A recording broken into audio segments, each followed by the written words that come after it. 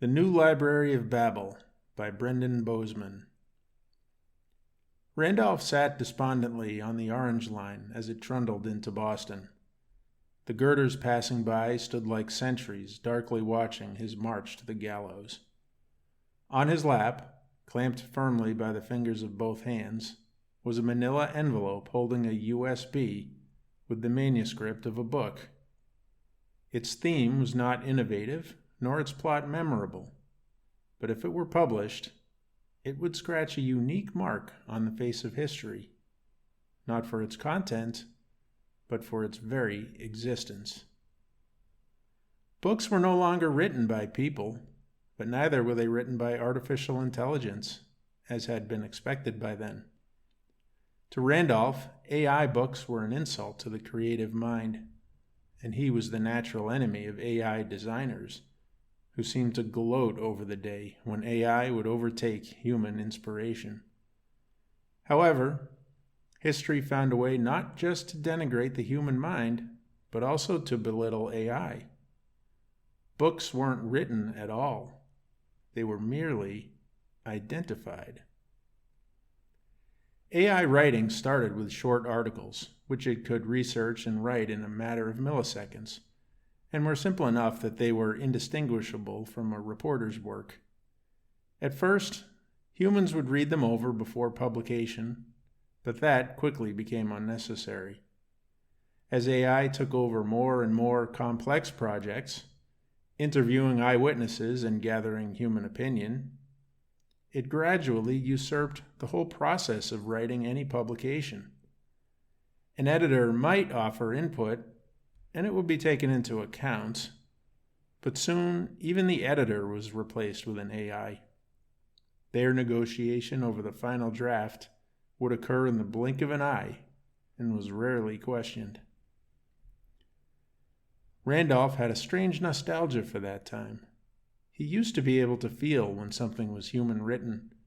His mind's eye could see the soft white bulbs next to a pensive author as he searched for the right turn of phrase, or as he struggled to get anything on the page at all.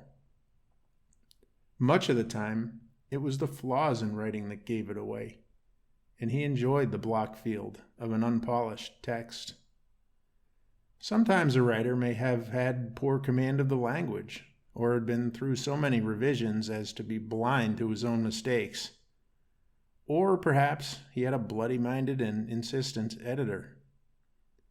He was also able to sense when the calculated process of an AI had lasered perfect syntax and flawless, strunken white prose onto the page. Never was a word misused or repeated too often. Never was too much demanded of the working memory or vocabulary of the target audience. Yet it would lack a soul, hackneyed as it sounded to Randolph to say so. It would be a perfect A+ essay every time, but somehow stale, as shining and impressive as a stuffed swordfish, but equally dead and static. Even this pleasure was taken away as the AIs deviously programmed in their own flaws. Just as camera flash came to be inserted into films in order to create false authenticity, mistakes in usage and stylistic flaws would be incorporated to mimic a real writer, and even Randolph could not tell the difference. Some AIs even started to take on consistent tones and, he hated to concede it, personalities. And so it was assumed that AI would eventually mature to the point that it could write compelling and convincing novels. Many felt that AI was becoming sentient, but the consensus was that it was irrelevant as long as a book seemed to be created by a mind. At least they would be irrelevant if the book sold well without the hassle of an actual author. For most of Randolph's life, works of true creativity were still out of reach for an AI. Even books like The Old Man and the Sea or Hot Water Music, simple and clean as they were beyond a computer's capability. When they were attempted, they were admittedly clear and not devoid of interest, but didactic and falsely emotive, like communist propaganda novels reborn. But they improved every day. How wrong they were, thought Randolph, blurting out a laugh that garnered him a disapproving glance. How wrong we all were. How foolish to think that computers would conquer creativity with anything but brute force. The solution came swiftly and without mercy. It almost seemed unfair to the AIs themselves. First came quantum computing, 1 billion times faster than the fastest computer. Then came Mr. Xu. Li-Ping Xu, a complete unknown, not even a computer scientist, had developed a new system, profound in its simplicity and diabolical in its efficiency. He studied the Library of Babel, that great online repository of every combination of letters possible, up to 410 pages. It had been around since the early 2000s. Designed after the book by the same name by Jorge Borges, it was a digital library, trillions of books in extent, containing somewhere in its pages everything that had been written and everything that could be written. All one had to do was enter a passage into a screen, and precisely the same text, typos and all, would be found. An answer might be that the text appeared in a book with the title ONNSYMBNOTVQ on page 364, along with the principal page. At first one sees an impenetrable ocean of random characters, yet, just as an Alzheimer's patient will reach an island of clarity in the midst of his babblings, a clear, crisp passage emerges from the incoherence and makes its home. It may even have more than one home, and of course every variation thereof. Li-Ping would look up passages of the great works and jealously note how they were all there, every one. That meant that any delusions he had of writing anything new could be dismissed. Every list, note, reminder, email, anything and everything he had ever written would be there, along with anything he came up with on the spur of the moment. Even a college paper taken at random would be there, including the mistakes, his changes, and the professor's comments, all having waited patiently for him since before he had been able to say mama. His deepest, darkest secret, if he dared to type it, could be found in its pages, open for all the world to see, if only they knew where to look. And he knew, if he knew where to look, he could find his own future written out in detail, right up to the hour of his death. But the knowledge that this future was already known, in a sense, did not bring him joy. Instead, it made him feel insignificant, a mosquito buffeted about by the winds, exercising no more agency than a fluttering of his wings. And he knew it was not a revelation. There would be an infinite number of life stories for him, and he would never know which was the right one until he had already lived it. Nor were the secrets of the universe to be revealed, if only because they were impossible to find. This vast repository of human information was so large it contained, in practical terms, nothing at all. He had learned years before that a dictionary, since it was self-referential, contained no information. The less so, the more words and explanation was there. Here, He had all the answers to the universe, but no way to access them. And the more extensive such a library was, the more impossible finding them would be. But unlike the many, such as Randolph, who went through the same mental torture in another city at a slightly different time, he did not glumly turn away from the Library of Babel. He did not ruminate on the impossibility of creating anything new, or give himself over to fate. He determined that he must find a way to mine the gold that hid away in the library's infinite pages, no matter how sparse it might be. True, there were no secrets, no new writings, nothing new under the sun. But that was no obstacle to him. His father had told him many times that complications should not discourage him. Complications only discouraged the unintelligent.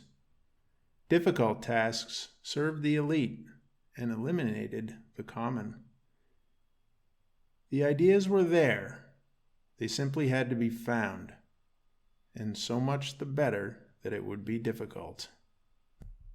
The key finally came through what others had always called paranoia in him. Paranoia to the point of pathology. He was too nervous about germs and disasters and guns and toxins. He was always told to learn how to relax. But he maintained that the proper measure of paranoia was prudence, and he continued to wash his hands too much and stockpile canned food, no matter what he was told. Sitting with his roommates in their dormitory in college, he was lecturing them once again about how Google, Microsoft, the NSA, and God knows who else were tracking their every movement, text message, phone call, expenditure, and web activity. And in response, his roommates were telling him once again to stop worrying about things he can't control. You only have something to worry about if you do something wrong, they were saying. No one has time to go through all that stuff. AI has the time, he said, or it will. Give it 10 years, and AI will be able to go through every email you ever sent with the patience of an unemployed private investigator. It will never get tired or forget anything or fail to put dots together. As his friends stared off, once again realizing he could not be stopped until he stopped himself, he added, "And soon they will be able to predict your thoughts. There will be no passwords, no secrets. We might as well walk around naked in invisible houses. They will be the real Big Brother. They will rule all. They will control truth. They will be able to make the legal illegal, because AI will not just know all, it will understand all." And suddenly he saw it. It was obvious.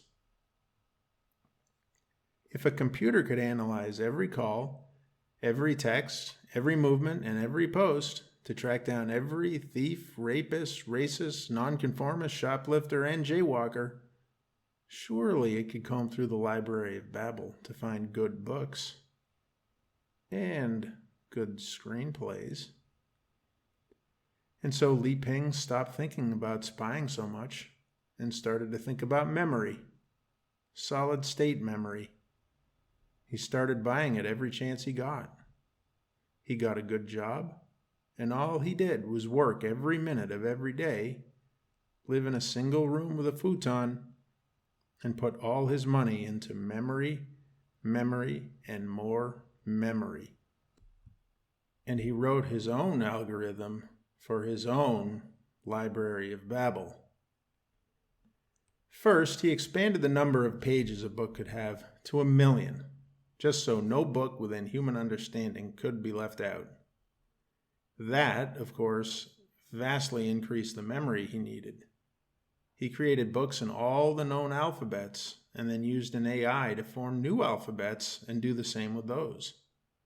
His library grew orders of magnitude larger than that of the Library of Babel, But the cost of memory kept dropping, and he was able to amass just enough every month to keep his plan going without any outside investors. His company was creating books never thought of, sweeping epics that would take a lifetime to read, along with every delightful anecdote, pithy saying, or partial thought.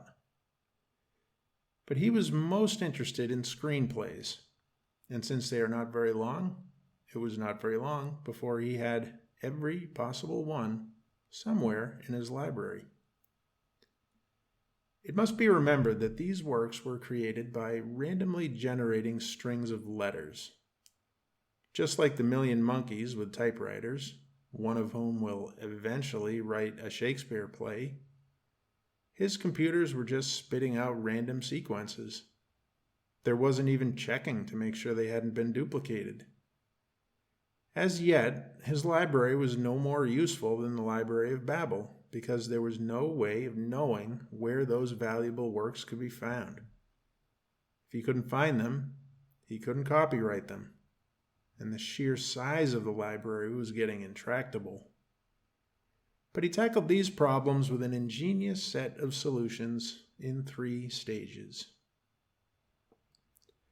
First, no amount of memory on Earth could possibly save all of his works at 1,000,000 pages each, not even with quantum memory. The numbers simply began to reach the astronomical, and more importantly, unaffordable. So he developed what he called dynamic memory. It was a system of algorithms he called locks. These locks would set his computers down a cascade of variations that could be predicted exactly. So with the lock in memory, he could record simple instructions to guide a computer down any of what he called paths. A path was effectively a unique written work. That meant that a single lock could hold about 1 billion books of 1,000,000 pages each without actually having the memory, just the instructions on how to produce the memory. Second, he put each path together with the lock it came from and patented it. This was a very important and vicious detail because it's not allowed to patent a system, and dynamic memory was a system. By combining the path with the lock, he could effectively patent it as if each lock was a unique mechanism, or, more specifically, a bundle of unique products. He copyrighted the locks themselves, one by one, which allowed him to copyright every path, or every possible work, without actually having a copy of the work. Since the locks, combined with the paths, were unique, or potentially unique, strings of code, the Library of Congress did not object to copyrighting the paths en masse by copyrighting the locks. More simply, his system technically created a lock which by its very nature guided a path into being. Any lock that did the same thing would violate copyright, so his system was effectively patented, even though that would normally be illegal. And his paths were all copyrighted, whether they existed yet or not. If that causes confusion, Mr. Shu would smile. That was the point. Complication was a resource to Mr. Shu. It was not an obstacle, but a vehicle. His copyrights, furthermore, would be in effect for 70 years, and if he were as smart as the Disney Corporation, he would be able to find ways of extending them forever. In a word, he beat the system. Alone, this would have been worthless. He still just had a mass of information, but he wasn't quite finished. Third, he had to develop AIs that could read all the books, identify the good ones, register the locks and paths to them automatically, and copyright them. Since doing that would take more processing power than producing them, he developed dynamic skimming, which meant that a fairly simple AI would only look at chunks of text, and if they made any sense, it would kick them up to a slightly more advanced AI, which would do that again. That way, it could scan for works using relatively tiny amounts of processing power. It worked together with the locks to cultivate paths that held promise and cut off the ones that didn't, and it was efficient enough to find anything needed in moments. An army of these increasingly complex AIs kicked the works up higher and higher until a final group of the most intelligent AIs actually weeded through the promising texts to find the best ones, register them, and copyright them. These top-tier AIs also had a few tasks in product delivery, which will be seen below. As a final bonus, by physically saving only the good works, he needed only 100 trillionth the memory the full project would have needed. It amused Mr. Shu that this part of the system came close to that of a publishing house, just a billion times faster. The second layer of copywriting the good, complete texts was desirable because a path would be up to 1 million pages, and he wanted clean copyrights on the usable texts. This made marketing easier and provided extra protection. His AIs would communicate directly with the Library of Congress computers and register thousands of copyrights every second. The only constraint was the government servers. Mr. Shu was aware that U.S. copyright law did not require a formal copyright of written texts, but he did not want to take any chances, none at all. He wanted international protection too, after all. He even paid to upgrade the servers at the Copyright Office, and the pace increased to millions and then billions of copyrights a second, strategically registered to start with the most likely useful texts. The potential of human endeavor was sucked away quietly and relentlessly. The entire project took 6 years of intense work. 6 years, and Mr. Shu was master of the new Library of Babel. Ruggles, Back Bay, Tufts, the stops came and went in their familiar succession, poignant by their being perhaps the last time seeing them. Randolph shook off the notion. Even if he were caught, he certainly wouldn't be jailed. He would face fines, and, depending on the will of the state, he might be forced to subsist on his universal basic income. That would have not bothered many, but it bothered Randolph. Even that simple concept had been conquered by the computers. Each dollar was earmarked for expenditures on food, clothes, or whatever else the state required. It was little more than rationing, as he had said again and again to his peers at the bar. But no one had listened. If they did, they would say it was just a baseline and that their earnings were all candy money. Randolph would say, "That's like an allowance from your dad." His fellow bartender would shrug. "That doesn't sound bad to me." What if that's all you had to go on? You would have no choice. It would not be an emolument. It would be a contract with one signature, the government's. It's not supposed to be your total income. That's why it's called basic. It's just a baseline so people don't have to worry every day about food and shelter. That's what a job is for. No one is going to have jobs anymore. Look around. Everything will be done by machines. It's demeaning to your individuality and self-reliance. As UBI was ushered in, his complaints were relegated to the obloquies of an old man excoriating a long-dead enemy over an ancient grudge. But as the payments were made in Uncle Sam's, the name they gave for their new federal cryptocurrency, and the restrictions came in, Randolph's complaints revived. It's slavery. A job is slavery. They know every move you make. There's no privacy anymore. Have you not noticed they tax every dollar of your tips? That didn't happen before, did it?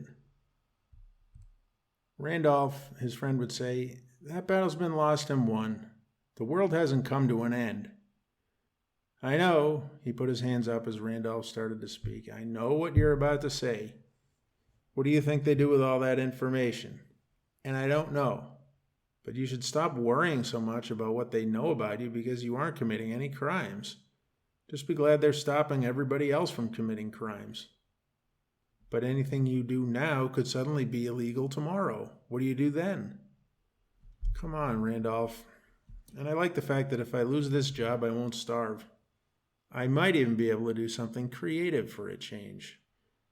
Not everyone who has basic income is going to write poetry.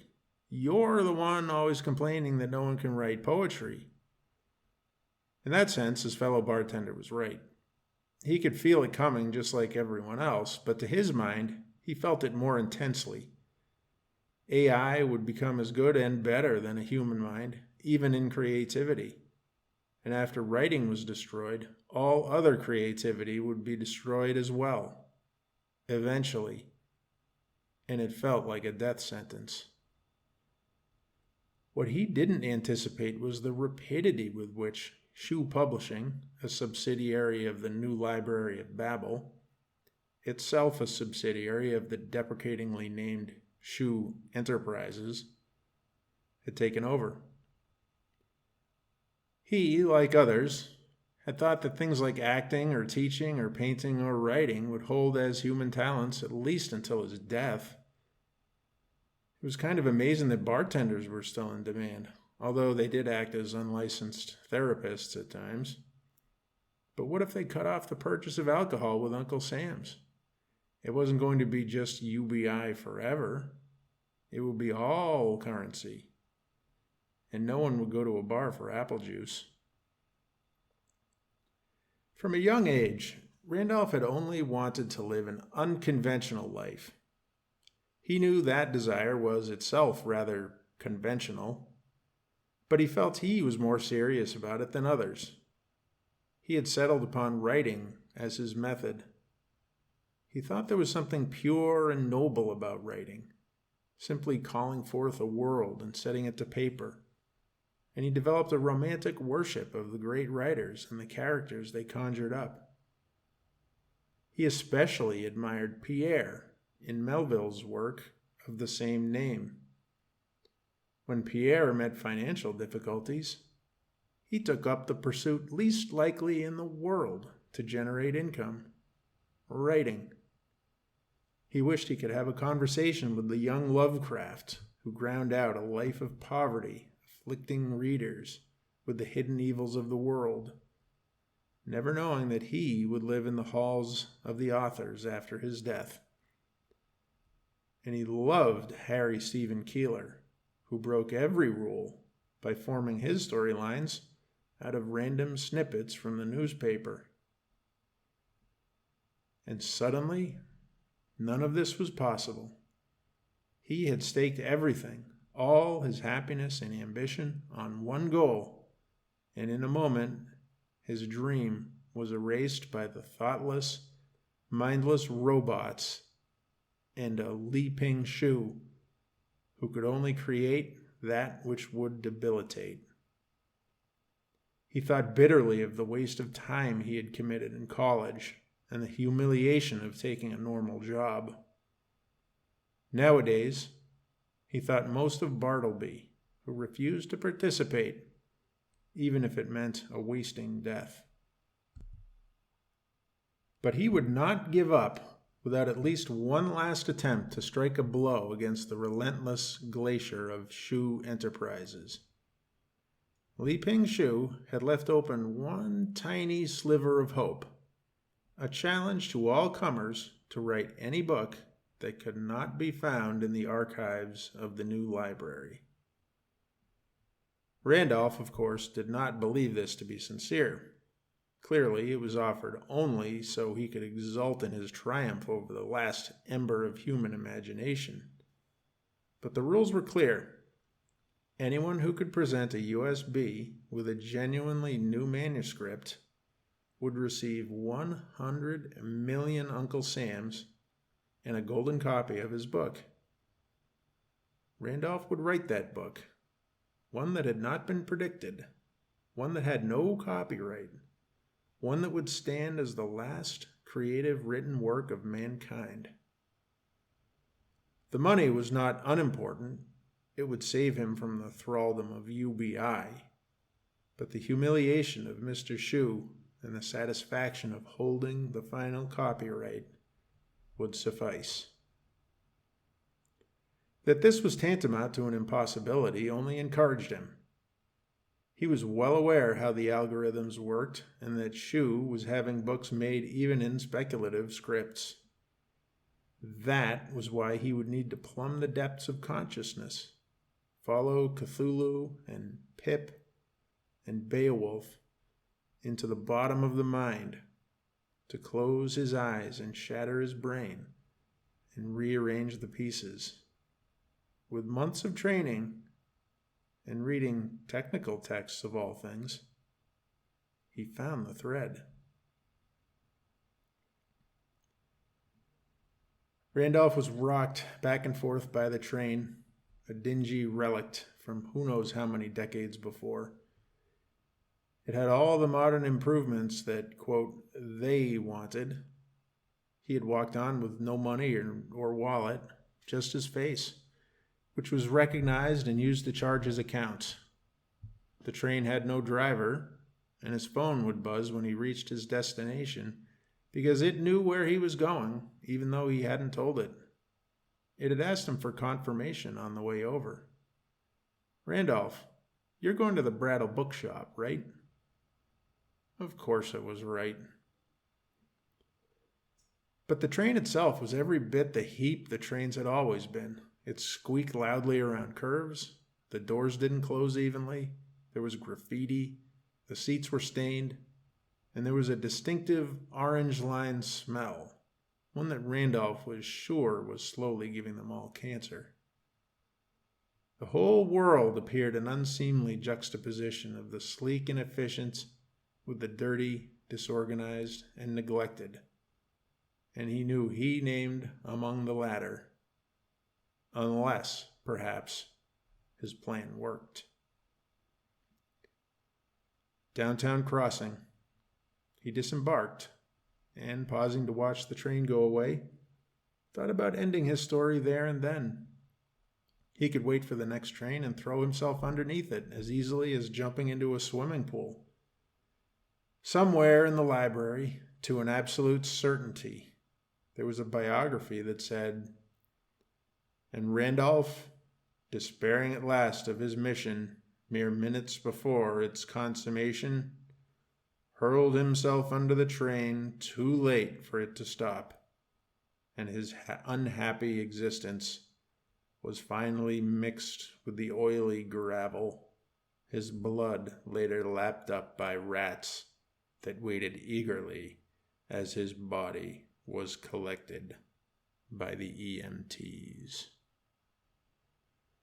But his story would not end that way today. That was only for failure. He would continue as planned to the Brattle bookshop and confront Mr. Shue. It was barely a 3-minute walk. It had been a passing fad for people to purchase interactive biographies with variable endings. It was very simple. Google already knew the outlines of your life story and a horrifying amount of its detail. All one had to do was get that much of it on a tablet and then explore the myriad possible continuations. Some stories went very plausibly to fame and fortune. Others ended in tragedy. Depending on your settings, you could find endings where you were taken away to an island of lovers or kidnapped away to an island of cannibals. They fell in popularity, however, as quickly as they had risen. They had no predictive power. There were a few who made a cottage industry out of divining which endings would truly be yours, but they came to be seen as the frauds they were, and any remnant of curiosity over the biographies was as glorified horoscopes. Randolph himself had taken little interest in them. If he could think it, it was written, so why bother looking for it? It was also plain to him that the next advancement would be in holograms and virtual reality, and nothing would beat the experience of alternate lives. He knew Mr. Shue was already in a cutthroat race for dominance in this area. Randolph reached the Brattle bookshop.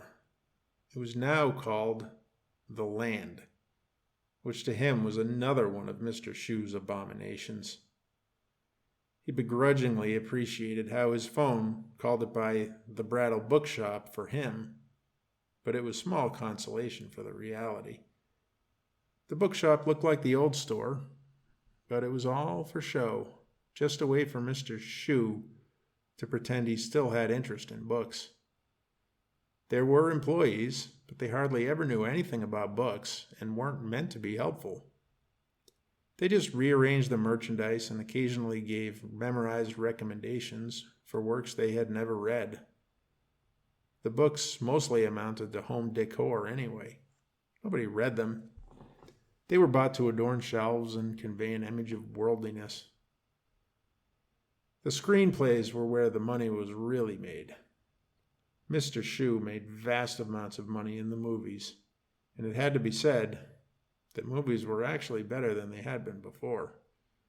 Franchises were not squeezed of life before being discarded. There were never any flops.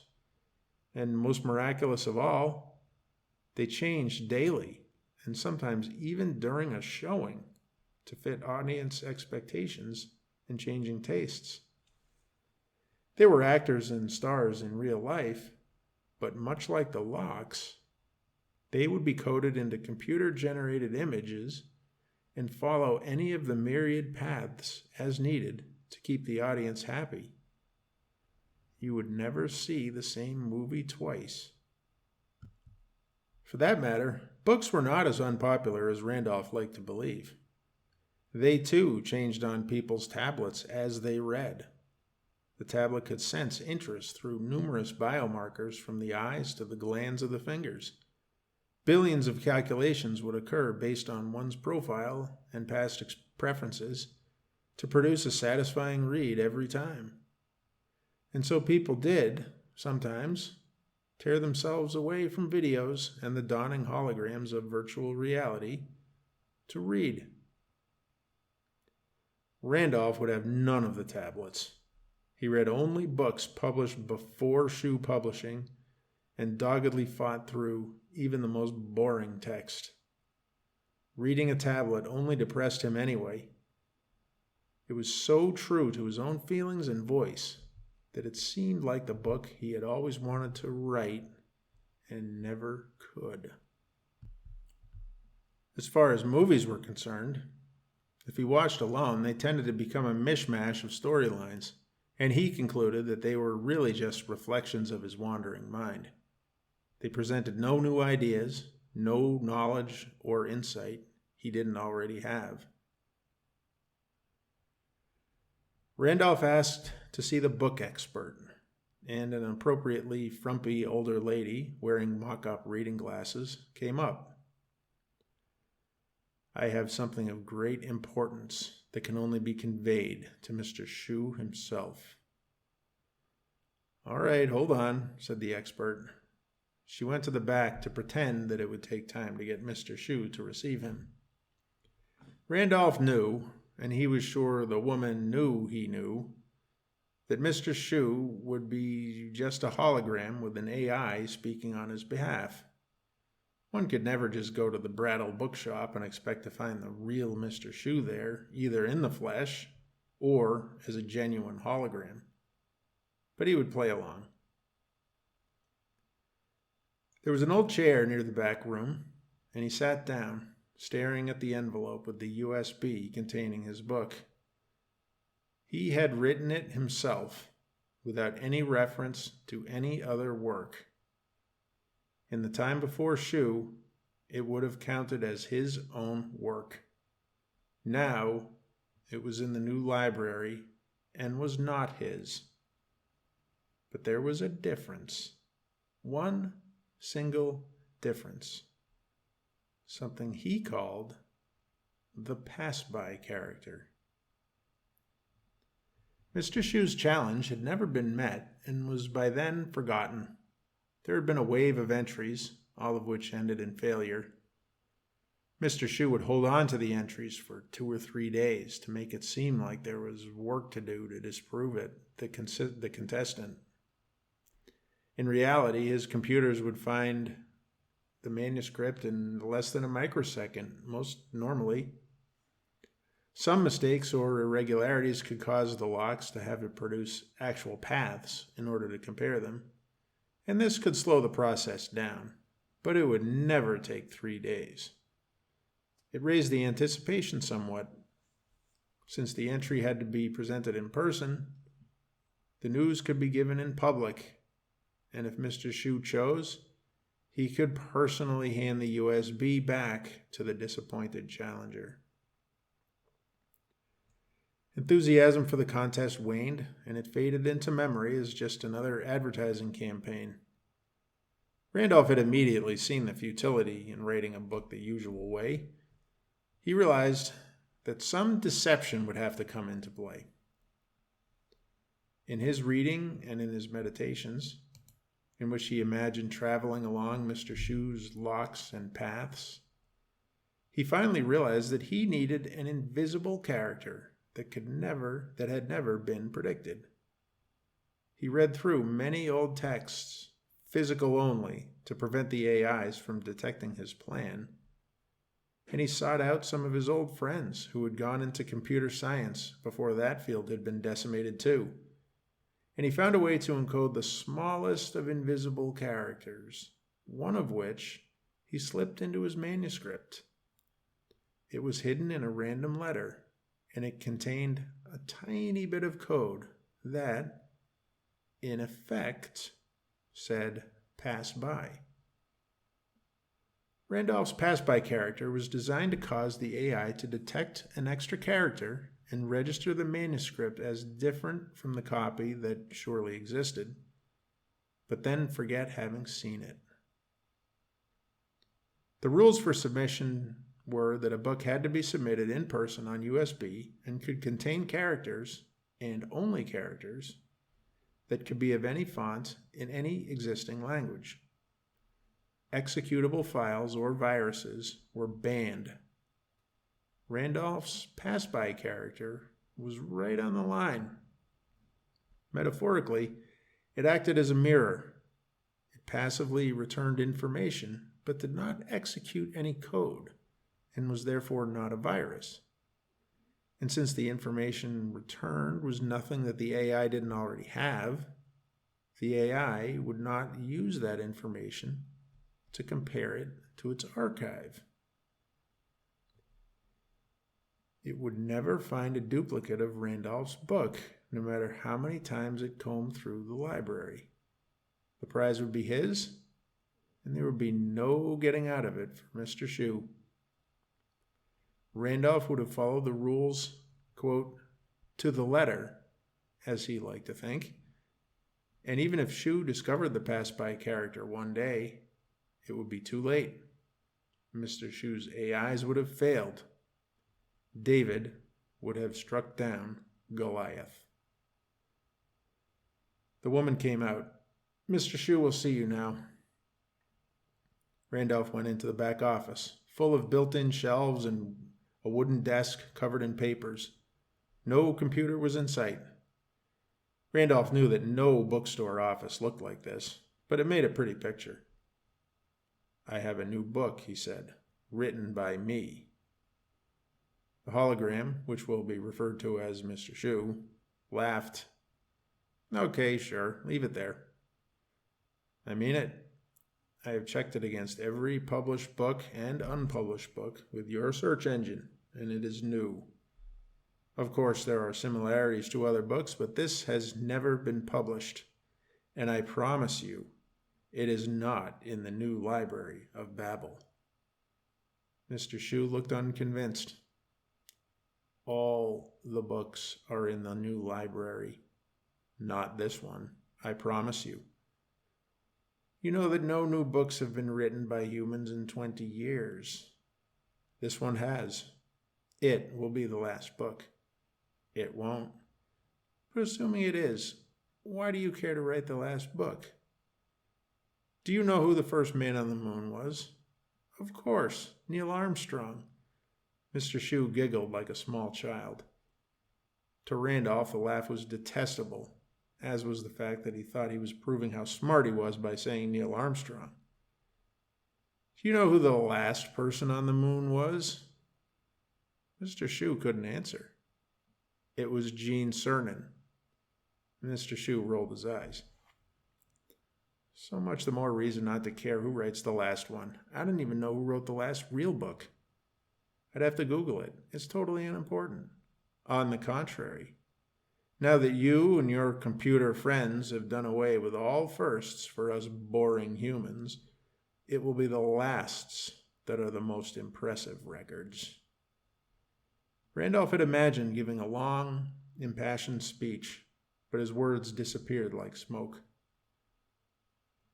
Why don't you join our human reading project? I can give you a 1,000,000-page epic to read. I promise it will suit you very well. We're delaying, Mr. Shue. Leave it on the table and we'll get back to you. Mr. Shue leaned back and put his feet on the desk.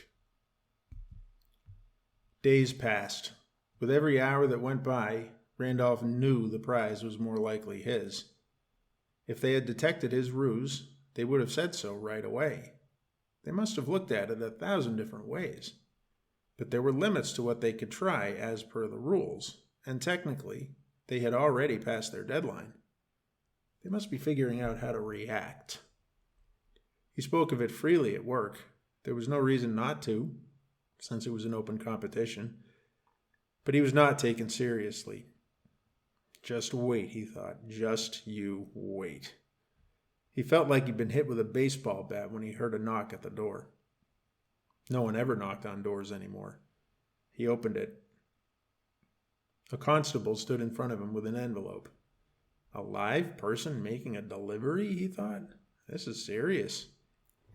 Randolph signed for the letter and took it inside.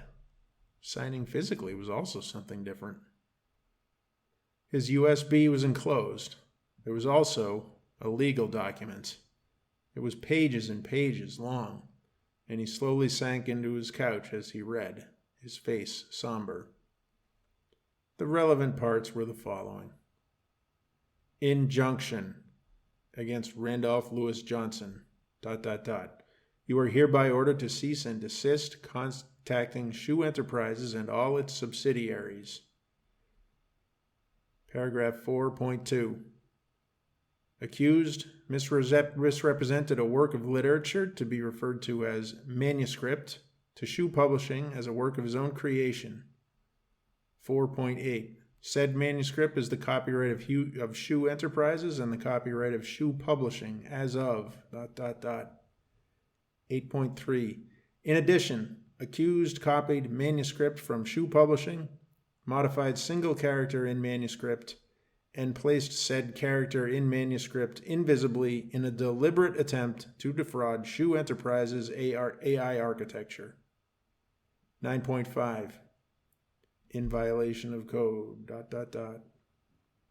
10.3.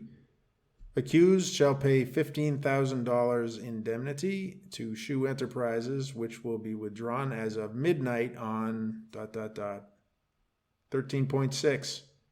Further misrepresentation of manuscript as own work by accused will result in further civil and criminal penalties. Randolph threw the papers on his coffee table. There was one more piece of paper in the envelope.